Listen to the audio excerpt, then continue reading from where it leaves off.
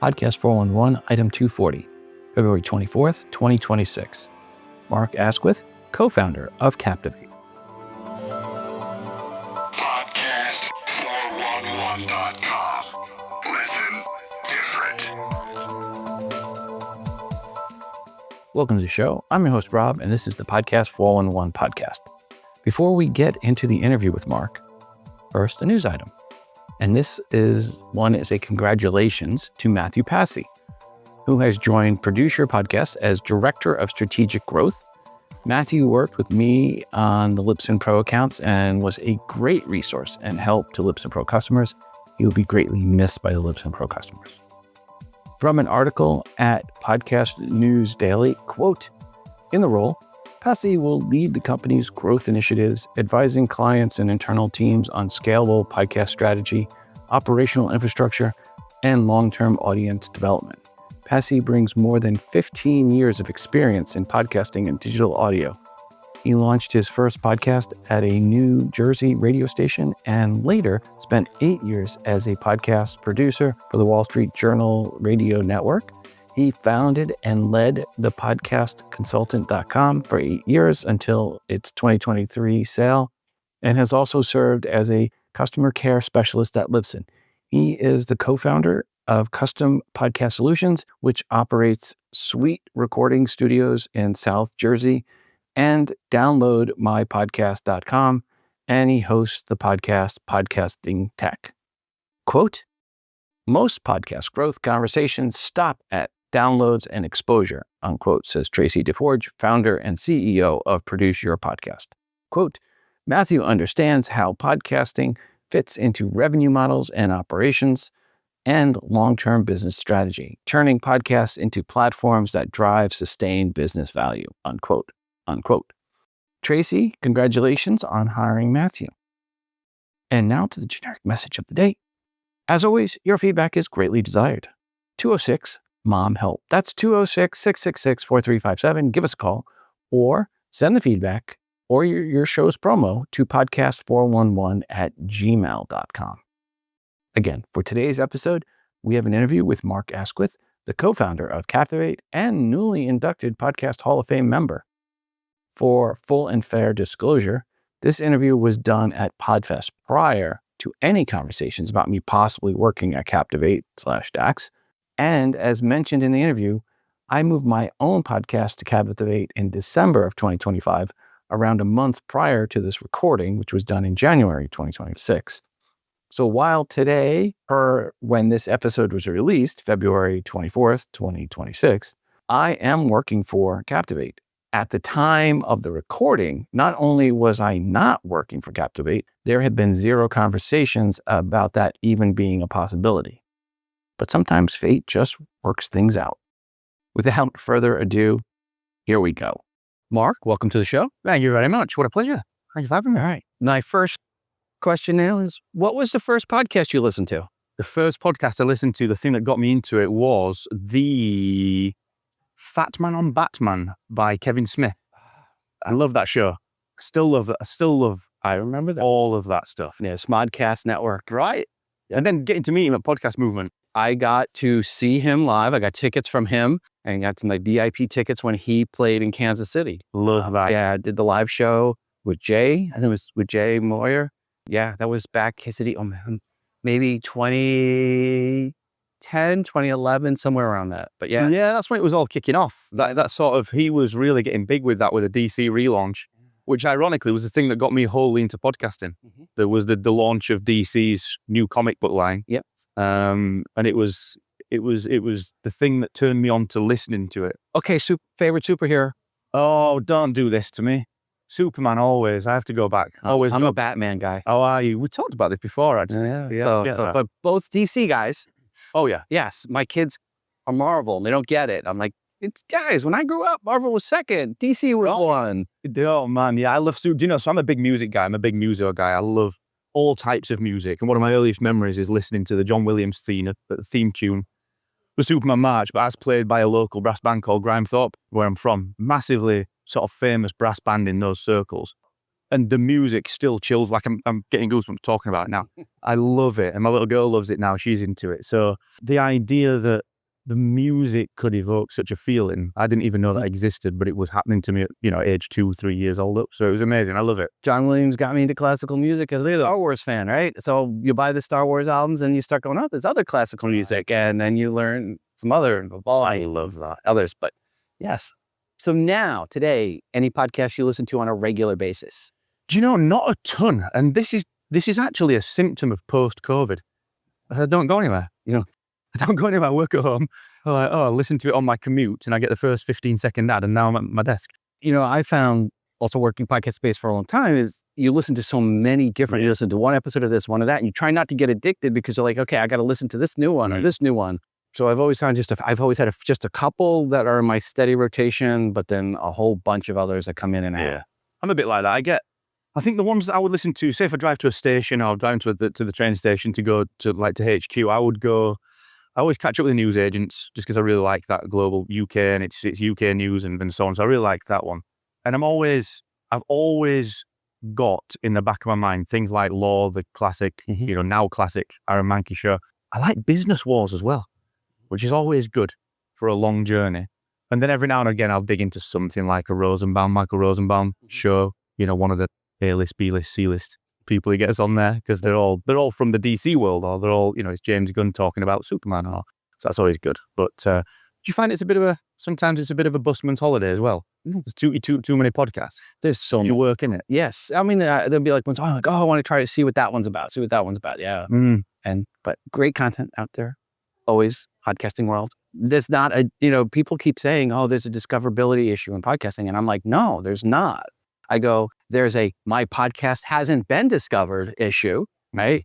But as from a listener's perspective, there's not a discoverability issue. I mean, as a listener, there's way more content than you have time for in the week. Yeah, I would agree. I think I always feel that as we sat down here to record this, there's a leaflet on the table, a pamphlet around a new social media tool. And we sort of commented and quipped, there are more and more of these coming out all the time and it never seems to end. Has been doing this for 15 years. And it seems to be the same with like podcast discovery, new tools, new tactics and techniques. And it always amazes me that people forget that the basics still exist. I saw something on LinkedIn the other day, someone talking about this brand new notion, this idea, this revolutionary thing around, maybe what we should do is tell people on a different podcast audience that we also have a podcast. And we should swap trailers or something. What a novel idea. Exactly. And I was like, wow, okay. 2004 is calling. They want their idea back. But then you'll probably get this, with your background. But often, and I suffer from this at times as well. Often there's this propensity to try and overlay tech onto it where it doesn't really need to be overlaid. You just do the thing instead of building a tool for it, I see a lot of people coming up with solutions and looking for problems. It's the old startup mantra as well. Love the problem, not the solution, because you can really love the thing you've built. And we've seen this so much. You'll have seen it way more than me. But even in my sort of decade in this, there's been clamour 5 times. There's been, pick it, whether it's engagement, whether it's sharing discoverability, and now it's the AI thing. And people have this idea. Most people have no idea what Clamor is. And I know, right? But it was out there. And the clip sharing, wasn't it? But he did a great job with it. He did. And he was out there pretty early with that. I think I came across it probably late 2014. And if you look back now at that, 12 years ago coming up, it's... Yeah, I just talked with him a few weeks ago. Did you really? Yes. Oh, wow. I'll give him my best if you talk again. That's amazing. But I do find that, and I often find that it can be the same with content as well. You talk about like the discoverability element of it. And I often find that whilst we advocate for just pressing record and getting it out there, I think that's fantastic and we should do that. But there's also an element of, okay, in order for this thing to potentially grow beyond any given limit that it is currently at, sometimes you do have to look inward a little bit and understand actually, do I love the content because I'm the one talking? Or is it actually genuinely objectively good stuff? You talked about one of your old shows earlier and it taking 20 hours a week. That's a job. Yeah. And I would imagine, based on listening to Podcast 411, the scripting, the detail that you go to, you are objectively sure that it's a good episode. Every episode. I learned that from Dan Carlin. Every episode's got to be great. Absolutely. You can't. The worst email you can ever get is, what happened with that episode? Or the email that doesn't come because you lost the listener. Do you know, this is actually a really interesting point that you make there. when things go quiet, emails go quiet, your social media, the mentions stop, your LinkedIn requests or whatever things you do, when they go quiet, that's a really scary sign. Especially if you're asking for people to engage, if you're asking for people to do something and it isn't coming, there's something not working there, and it's often the content. Yeah, and you don't know. Sometimes you think it went well. I did a presentation today. I thought it went well. I look back at how many people asked for the presentation. Like, ooh, that's only 4 people, 5 people. Usually I get 30 people asking for the presentation. What did I do wrong? You get the wrong email address. I don't know. So I was like, okay, maybe the presentation didn't go as well as I thought. But you just don't know. And again, when you see that silence, it's like, that's concerning. Well, I'm sure it was, it was always a good talk from you. I've got no doubt about that. It's the one that you do every year, but the audience feedback is so important to this. Being now a denizen of Nashville, you'll relate to this, maybe relate to this. But I'm a long-term Bon Jovi fan, dragged up on it in the 80s by my mum and the early 90s. And I was listening to an interview with Dr. Ranjit Chatterjee and John Bon Jovi talking about his throat surgery. He was in Nashville playing, and his voice was shot. He gave it everything. He thought he did a great job, and he came off on a high, thinking he delivered and done a superb little event and performance. And his wife said that was really not good. I've seen you when you're good, and it was not good. And it was just bringing that back to what we were talking about. When your wife tells you your performance wasn't good, right? Guys, you know what I'm talking about. Yeah, it's not good. We know how that feels. the objective nature of getting the feedback from the people that matter. And I think when you think about the podcasting world and, from a creator standpoint, the audience is effectively your partner. They tell you, and as you alluded to, the worst thing that can happen is that they don't tell you and find another show for their commute or their gym session or their walk or whatever else. And it can be so difficult to take that on board. I think we all probably struggle with this, but I certainly struggled with it when I was younger, getting over your own ego a little bit and just saying, you know what, actually, you're right. Could have done better there. It's hard to say that. Yeah, it's hard to say that. I'll look at the video when it becomes available and go, yeah, where did I mess up? Yeah, I'll look it over. Oh, I'm sure it was nothing. You don't. You're probably just giving out the wrong email, mate. It's fine.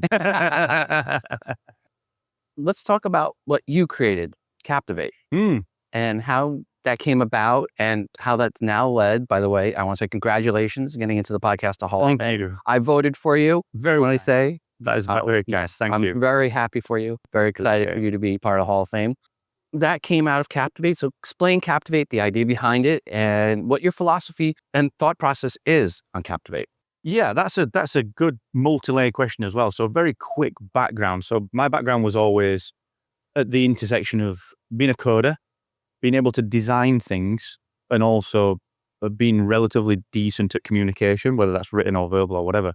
So that always led to me working and having like a design and digital agency, for example, that delivered those things, the software and brand experiences and so on. And when I got into podcasting through Kevin Smith and through, I actually hosted on Libsyn, but 2013, I want to say, whenever it was, and put together, because I had this agency, put together this idea for people to have the whole entrepreneurial boom. You remember it very well.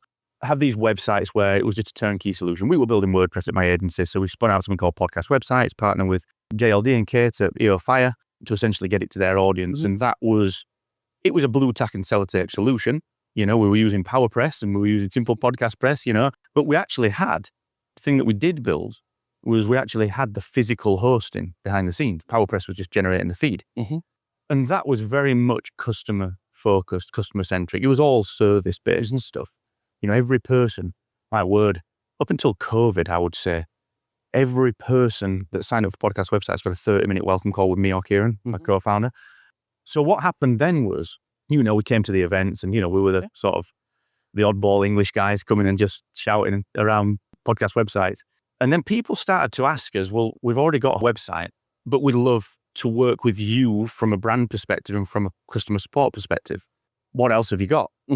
And that's when Captivate came about. It was a case of actually, we have some ideas on what we could do, and we really want to put the customers first with that. And I know everyone does, and everyone says that, and everyone does genuinely do that in our industry.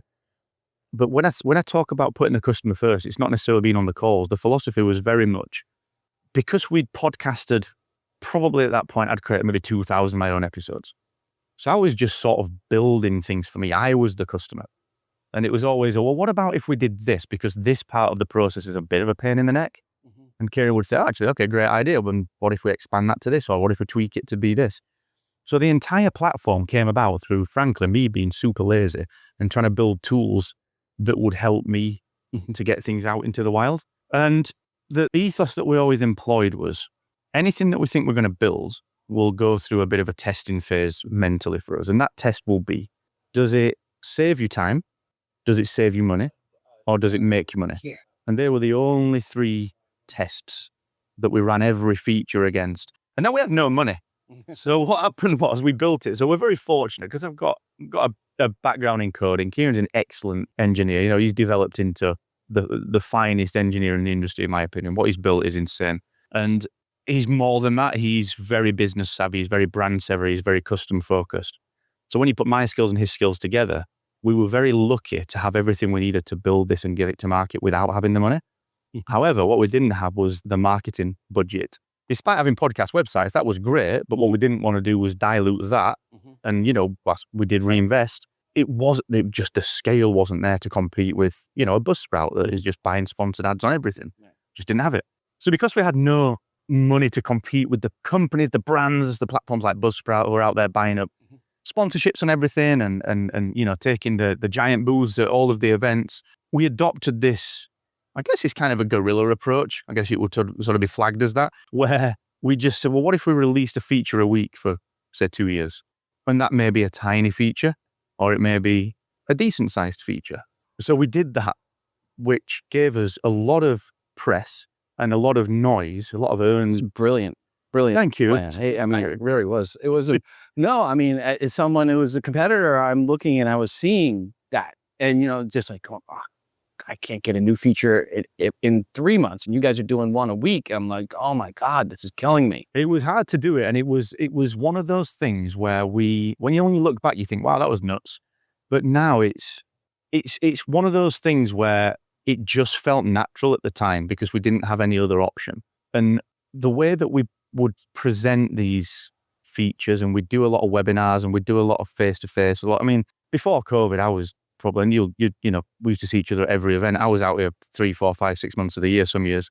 And it was all of the FaceTime. It was the sheer speed of releases. I think it was also, whether it's similar, you and I, in that if we see BS, we say it's BS.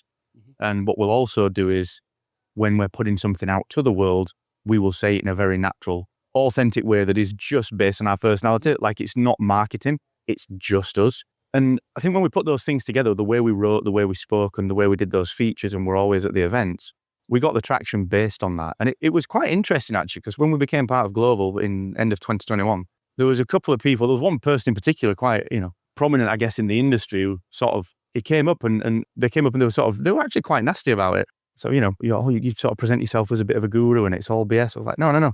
It's really not. They're truly the exact opposite. Anything guru-based, that's not me. I will just say what I think and say what I see, just like you. And that's very often why, you know, talking to the senior board at Global that acquired us, I will have the same type of chat, and my language won't be any different. My approach won't be any different to talking to the person that I've just met here at Podfest. That, whilst it was marketing, it was never intended to be. It was just being honest. You know, when that person sort of approached me after the acquisition and said, oh, it's all BS, you know, this is all from, it's really not. Yeah.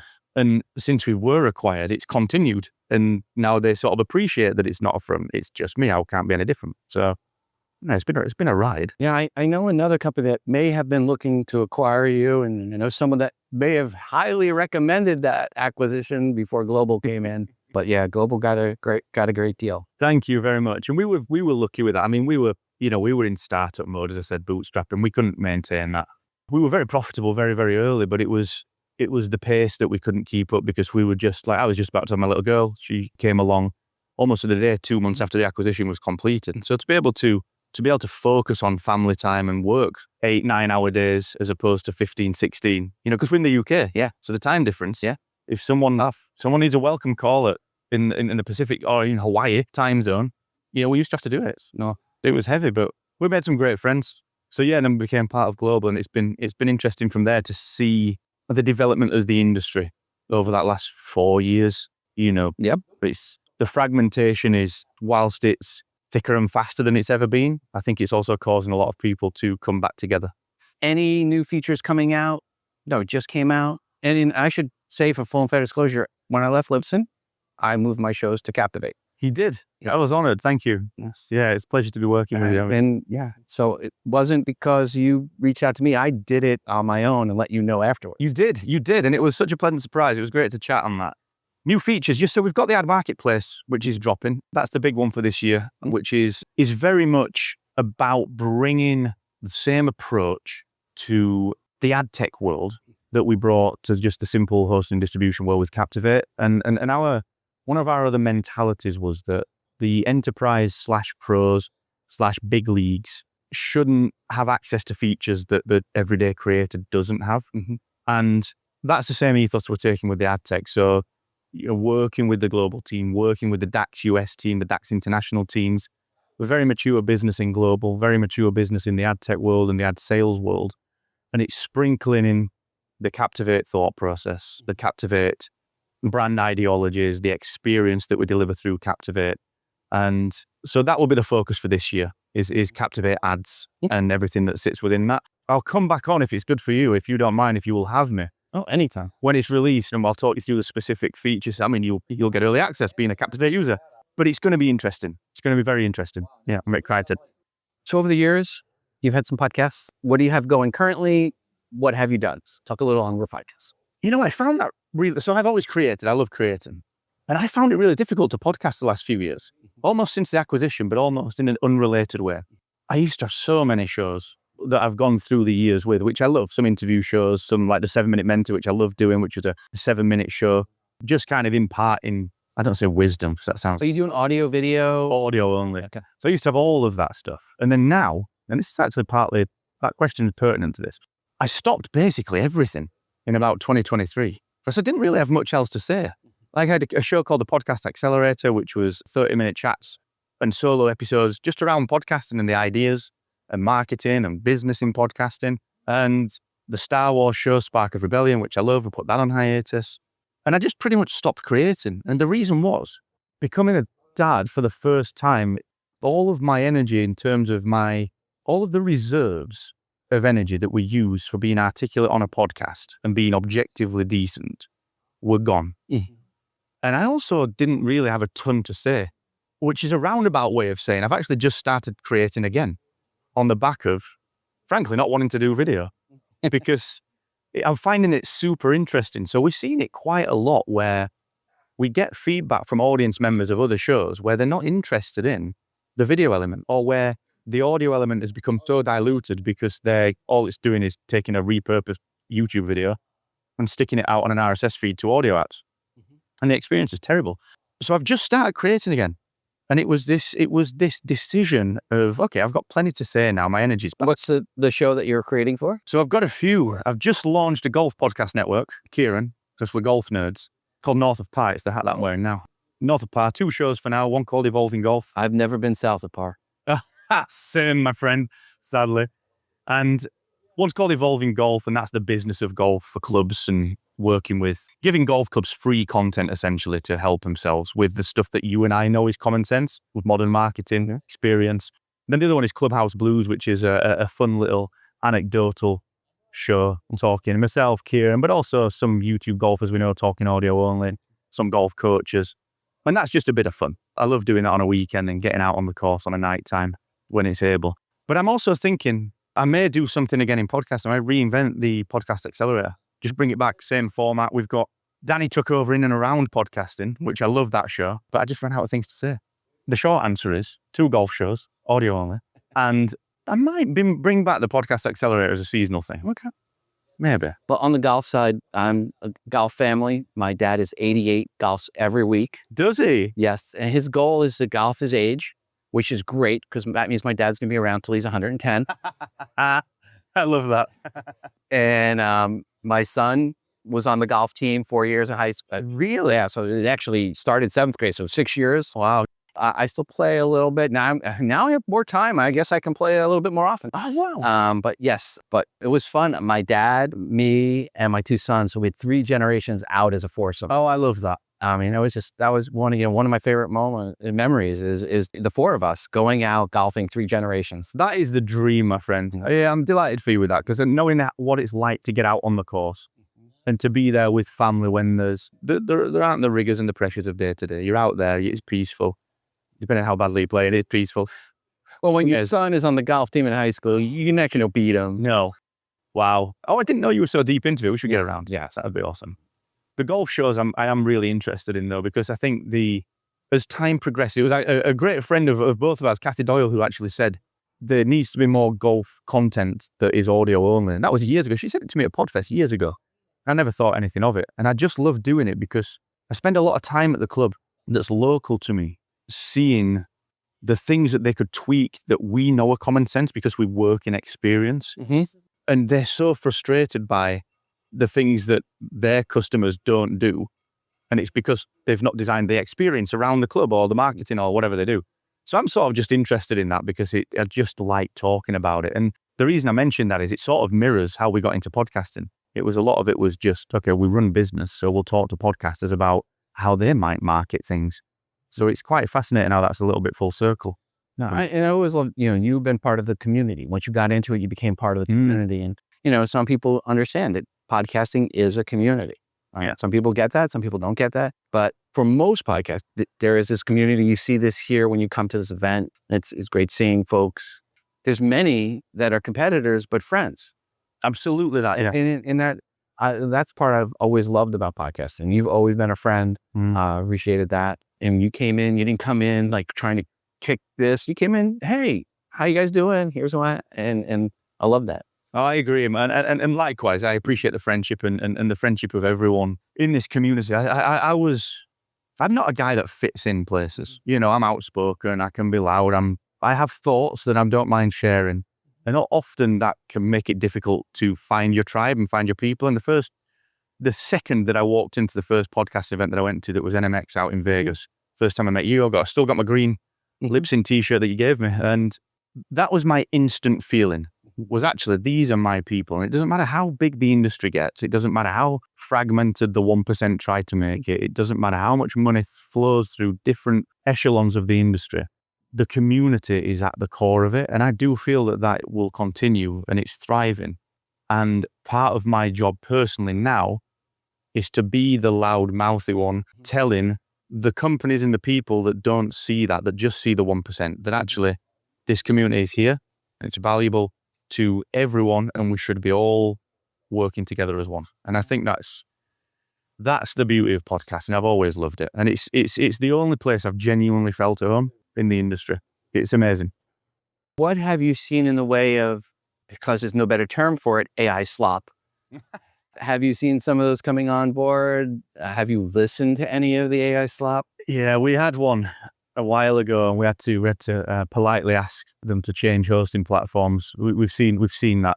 I can't say too much, but it was generated by generative AI. You could tell it was not very good. I've seen one, and I have it still, where the artwork had a misspelling in the title of the artwork. That when the artwork was AI generated, the content was AI generated, and it couldn't even in the artwork get the title, the name of the show spelled right. And a lot of those AI ones are still like the V1 version of ChatGPT's images, where everything was had big ligatures and it was all floral and multicolored. It was that first version of AI generative imagery, which was terrible. But there was one in golf last week that I saw that's like a daily golf roundup, and it's 3 minutes, sort of pod news, I guess, in golf, but AI generated. And you're like, oh, come on. It's a 2-minute show. You've got time for that. You make programmatic ads available to folks. Lipson did, Blueberry did. Others I've talked with, one of the issues is when you have an ATM, you got people trying to pull money out. The fraud, for no better term. And everybody, I joke, if you make programmatic ads available, companies come into 2 buckets. Those that have an issue with fraud and those that have their heads in the sand. And you mentioned you just kicked one off. I'm assuming they were also using fraudulent methods to boost their numbers. Yes, they were. That's as much as probably I can say. But the good thing is as well, we are, because we're part of Global and they're such a well-run, thoughtful company, and the leadership there is very approachable. You know, the board, I work with Alex Duncan, the CTO, and work with James Hickman, head of digital product, and Simon, the CEO, Mike Gordon, the chief commercial officer, and Seb, and that board is exceptionally approachable. The reason that I mentioned that is that of course, that is one of the challenges with programmatic en masse. The way that we approach it and at Captivate, DAX, Global, is that we can be quite pragmatic with that and say, you know what, here's the way we're going to look at that. Here's the way we're going to combat it. And if we were still the startup, it would be difficult for us to manage that because legal costs and time, and we would only have so much of both. Because we're now part of that, it's one of the unseen benefits that we can lean on that team to say, look, here's the problem that is existing and will exist as we get bigger and move forward. Here are some potential ways we can combat that. You are experts in the legal side. There's a fantastic strategic team at Global. Can you think through to see if I've missed anything? And they overlay that then onto the Captivate, the DAX, the Global experience. So it's such a big benefit that no one really sees being part of Global. And it's much of my day-to-day is that work that doesn't, it won't manifest until much later when we have conversations like this and we've developed a feature that does X, Y, and Z differently or better or with a unique approach. It's led then by that. And I'll say that, the fraud issue, and I had when I was at Lipson, and then I've talked about this publicly, so I'm not giving any inside information away. This is stuff I've said in public presentations about this, is it's usually clear they're done. I would call them up and say, hey, this is it. And all the ones I kicked off, never once did they ever go public and say, oh my God, they just kicked me off. Why? I'm not doing anything wrong. They almost everybody knew it. And you would get a few different ways responses. One was they would not reply to your email. That was a huge red flag. Two, they say, hey, yeah, I'll do a call with you. And then they had no idea. And they legitimately thought, there's some people that get snookered, right? They see a sign that says organic podcast growth. And they sign up for that and it causes the numbers to go up, but they don't look into the details of that. And they don't realize that, hey, it only went up in 10 of the 218 markets in the US. And you got 100 and something thousand downloads in New York and 60,000 in Philly and 20 something thousand in DC and 46 in Boston. And, and I joke, even a Yankees podcast is going to get more downloads than that in Boston. And they don't look at these details. And the biggest issue with the fraud, it's like shoplifting. It hurts everybody, right? The prices go up. Well, in this case, what happens is the CPMs go down because the ROI isn't there for the advertisers.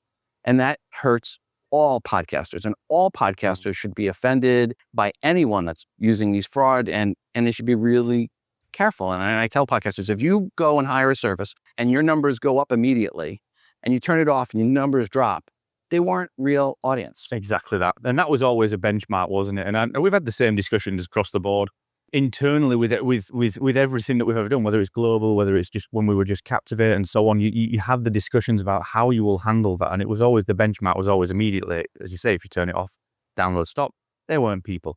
And I always say this and talk to podcasters who are looking at like directly sold sponsorships and so on and so forth, because that is such a good way, especially when you think like host reads at scale are quite difficult to achieve even to this day. The ability for an independent podcaster to fulfill the needs of an advertiser are still, with a host read, because we know the efficacy of it, they're still far greater than programmatic. Programmatic at its place, host read at its place, direct sales at its place. But from a host read standpoint, a direct sales standpoint, I always used to say this. We'd get people saying, well, look, actually, I've got this contract coming up. Someone's asked me to sponsor my show. What do you think I should price it? And you'd say, well, just let's be fair and reasonable. And you'd talk to them about it. And they would say, no, I'm going to ask for more than that. Why? Well, they've not asked to see my numbers. And I said, well, okay, that's cool. But what's going to happen here is that will be good once. When it comes to renewal, exactly what you just said, there will be absolutely no measurable brand uplift for the person that you directly sold advertising and host reads to. There will be no sales. There will be nothing that you can report on that's positive. And thus, they'll either ask to see the numbers and see why, or they're just not going to renew. So what you end up doing is this degenerative cycle where you accept less and less and less for your direct sales, because all you're doing is trying to find the next lead, the next lead, the next lead. And nothing's sustainable. We talked about one of your shows earlier, the way you monetize that and the level you got to. had you taken that approach, better than anyone, you wouldn't have got there. I do still think it's a symptom of the whole boom. Remember the whole entrepreneur podcaster boom, 2016, 2017, and then it became, other things, and now it's the whole video podcasting. And I still think people get into it still, which baffles me, because they just think they can just quickly make a pile of money, and they get it wrong. That's a much bigger conversation, isn't it?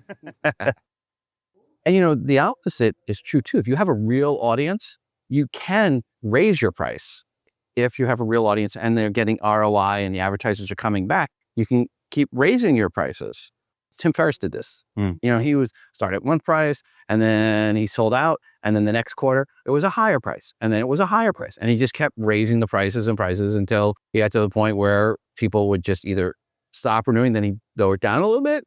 But because he had a real audience, he was really making a difference. He was able to keep doing that, and that's where you can't do that if you've got a fake audience, because you can never get it up. You truly can't, and we know the power of podcasting, and the whole power of podcasting lies in the connection with that single person, and that's measured now by the Edison research and the efficacy of ads and the brand recall in there. Like, that's not just us now being a community that talks about it. It's measured, and it's very simple. If my plumber little Jack, play golf with him, that's how he got the work.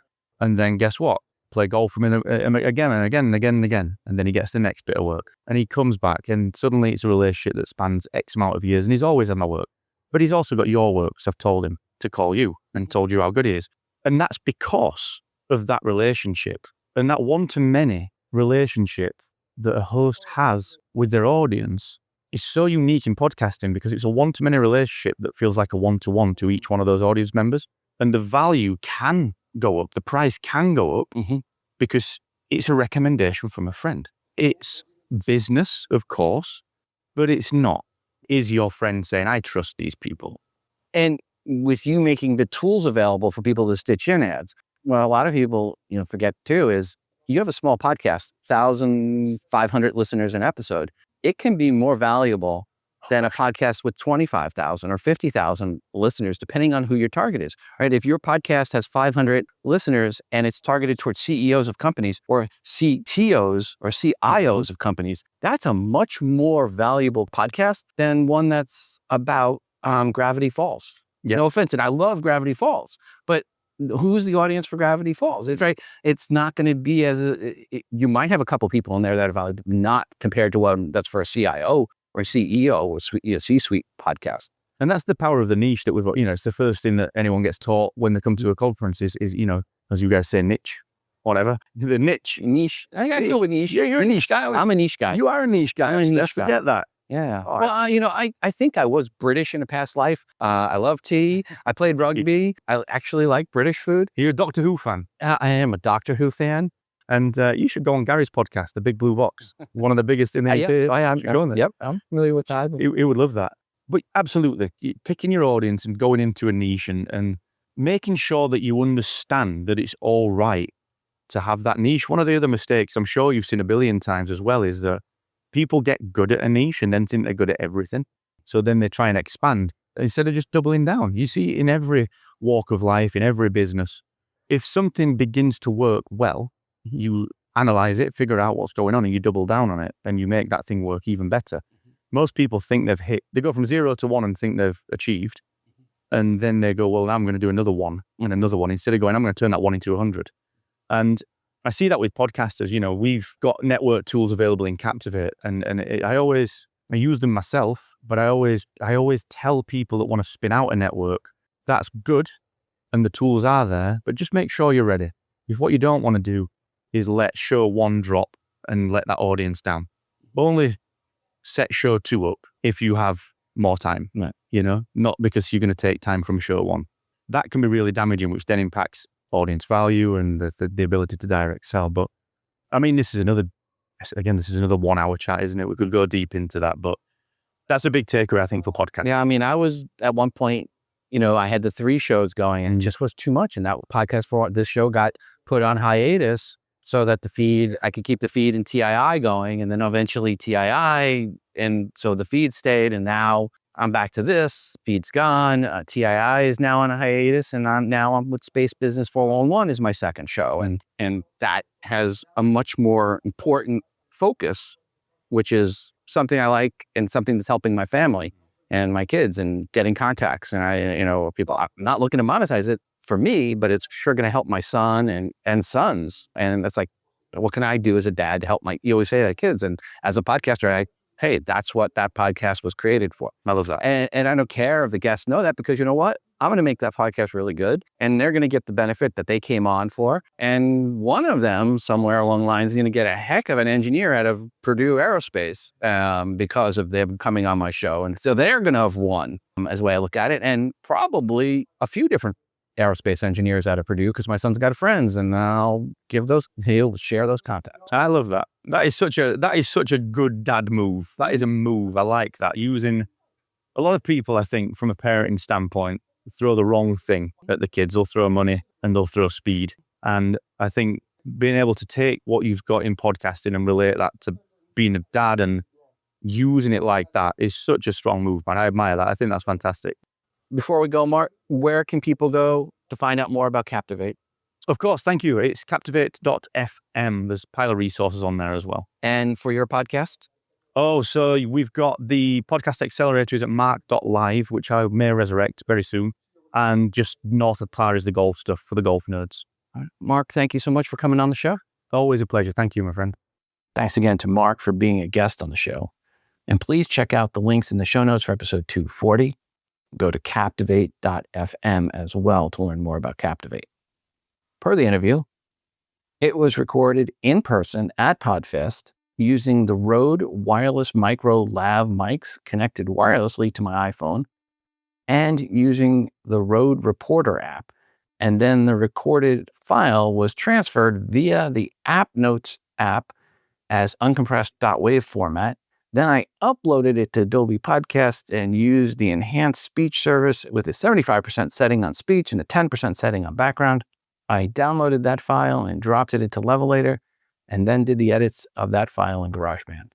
If you have any questions on the process or any comments, email me, podcast411@gmail.com. And now into the news, tips, tricks, promo segment of the show. In news, Podpage unveils automated SEO boost for podcast websites.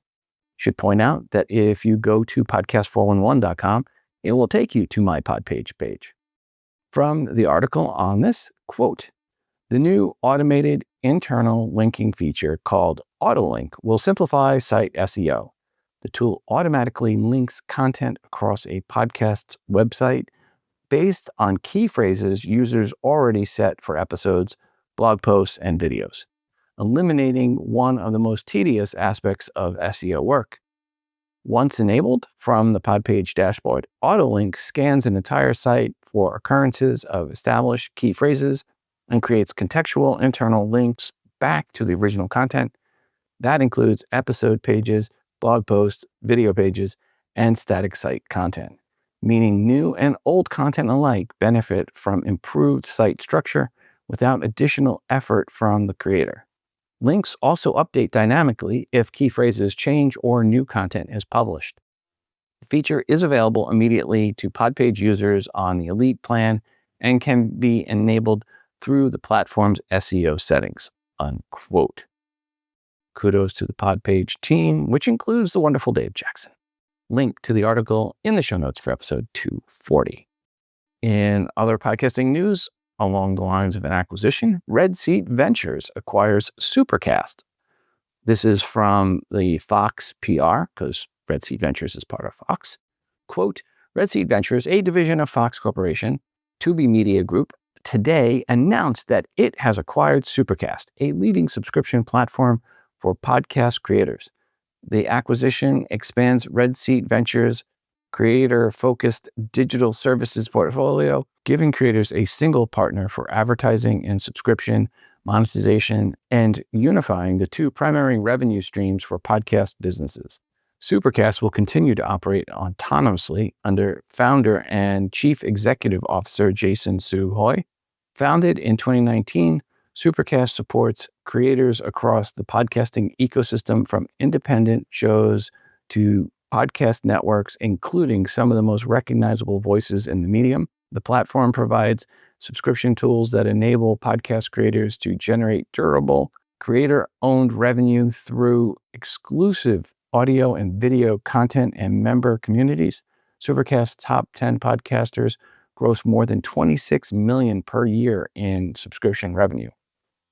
From the very first conversations with Chris Balfe at Red Seat Ventures and Paul Cheeseborough at Tubi Media Group, it was clear that we shared the same worldview, that creators can own their audiences, control their brand, and build significant, sustainable media businesses on their own, unquote, said Jason Su Hoy, Supercast founder and CEO. Quote, "We're excited to accelerate investment in the Supercast platform and bring even more opportunities to our creators and partners by leveraging the power of Red Seat Ventures, Tubi Media Group, and Fox," unquote.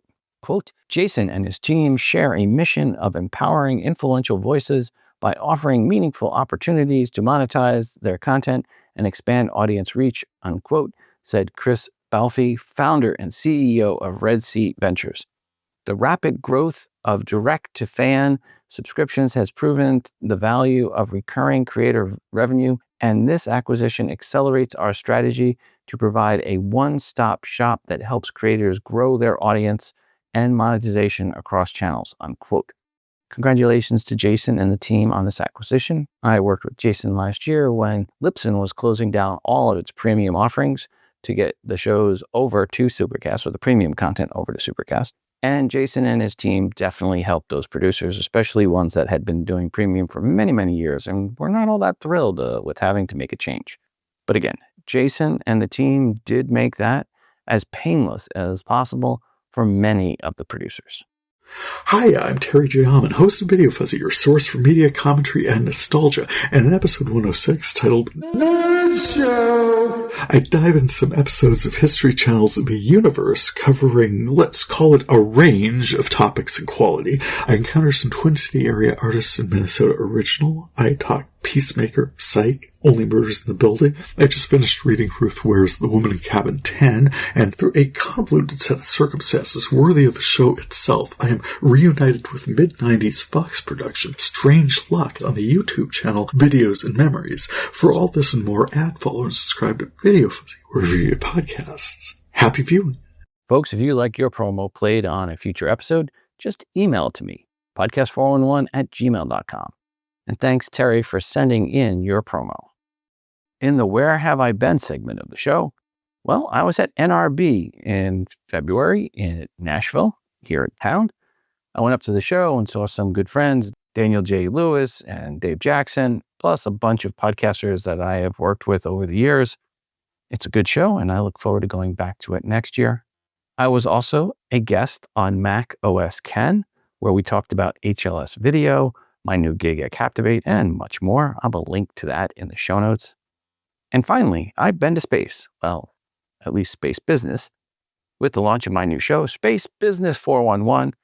That was briefly mentioned in the interview with Mark, and now episode 1 is live. And in episode 1, I interviewed Sarah Walter, the COO of True Anomaly. You can find this podcast in Apple Podcasts, Spotify, and everywhere else you listen to podcasts. Just search Space Business 411 with it as 2 words and the number 411. And you can look for the link in the show notes, of course, for episode 240 for the show. And where am I going? South by Southwest. I will be in Austin Friday, March 13th, Saturday the 14th, and Sunday the 15th, all day of those 3 days.